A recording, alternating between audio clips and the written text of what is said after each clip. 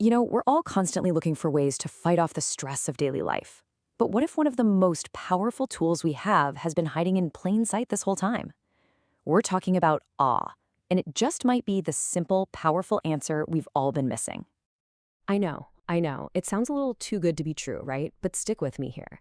The science behind this is actually incredible, and the technique is something literally anyone can do, anywhere, at any time. All right, so first up, awe. Let's talk about why this often overlooked emotion is more important right now than maybe ever before. I mean, we are facing a genuine crisis of stress and burnout. The pandemic really put a spotlight on this, especially for our frontline healthcare workers who've been dealing with just unbelievable levels of exhaustion. This isn't just a small problem, it's a massive public health issue. And it shows just how badly we need real, practical tools to build our resilience. And that brings us to awe. So, what even is awe, scientifically speaking? Well, it's not just looking at something pretty. It has two key ingredients. First, there's vastness. You encounter something so big, it just overwhelms your senses. But the second part is what's really crucial, this need for accommodation. That's a fancy way of saying your brain has to scramble to make sense of what you're seeing. It has to literally update its files to expand its understanding of the world. So, what is actually happening inside our bodies and our brains when we have that wow moment? Okay, this is where the science gets super compelling. Think about it. Most of us spend our days in this low-grade fight or flight mode. That's your sympathetic nervous system. All revved up, you're tense, you're alert, you're ready for a threat, even if that threat is just a deadline or a tough email. Well, awe acts like a switch. It flips on your parasympathetic nervous system, the rest and digest mode. It physically calms you down, slows your heart rate, and shifts your whole body into a state of safety and repair. And here's the real kicker. This is what makes awe so unique. See, chronic stress floods our bodies with these nasty things called pro-inflammatory cytokines. They're linked to everything from heart disease to depression. But get this, recent studies have found that awe is the only positive emotion that actively lowers the levels of these damaging little markers. Not joy, not love, not amusement, only awe. So, to just quickly recap, when you experience awe, you are physically changing your body. You're calming your nervous system, like we just talked about. You're fighting inflammation. You're even getting a boost of oxytocin, the love hormone that helps us feel connected. And maybe coolest of all, it quiets down the anxious, chattering part of our brain, that part that just replays worries over and over. When you're in awe, you are just present. A great way to picture this is with this model of consciousness. See, most of our day is spent down here in the safety level. We're getting stuff done, sure, but we're also way more likely to feel anxious.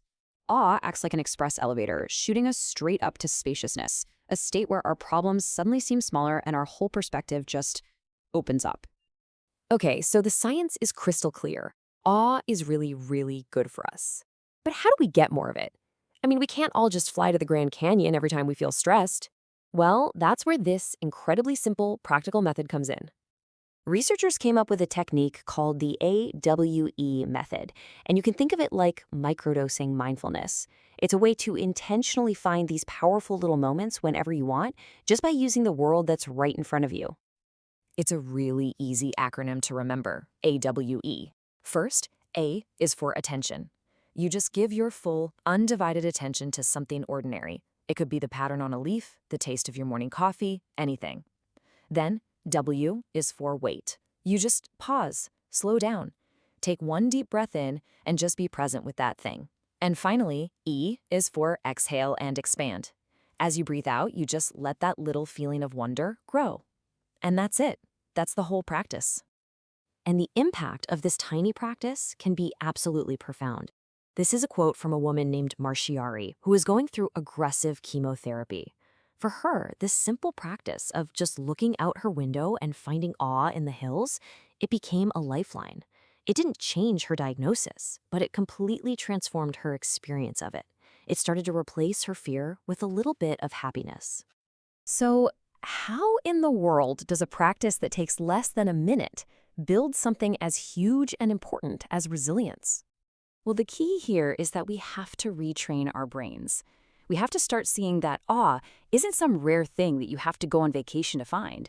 It's an everyday resource, available to you at any given moment.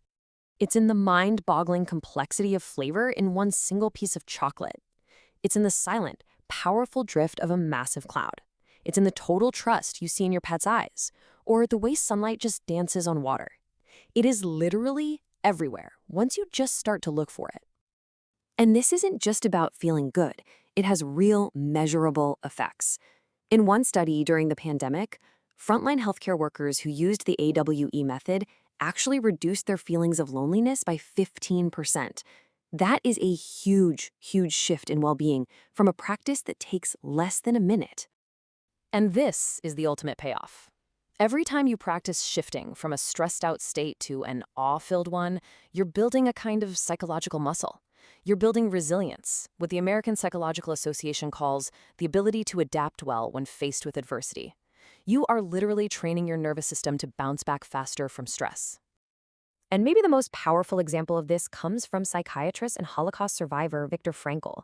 He wrote that even in the unimaginable horror of a concentration camp, a moment of awe, like watching the mountains glow at sunset, could briefly reconnect him and his fellow prisoners to something vast and beautiful. It gave them a flicker of hope when it seemed like all hope was lost. So what this all comes down to really is a massive shift in perspective. Awe makes our personal problems, our anxieties, feel smaller. It helps dissolve the ego, what researchers call the small self, and it replaces it with this feeling of being part of something so much bigger. Your worries don't just disappear, but their weight, their importance, it shrinks in the face of that vastness. So, at the end of the day, awe isn't something that just happens to you. It's a way of seeing the world that you can practice and get better at. It's an incredible tool for your well-being that is waiting for you right now, wherever you are.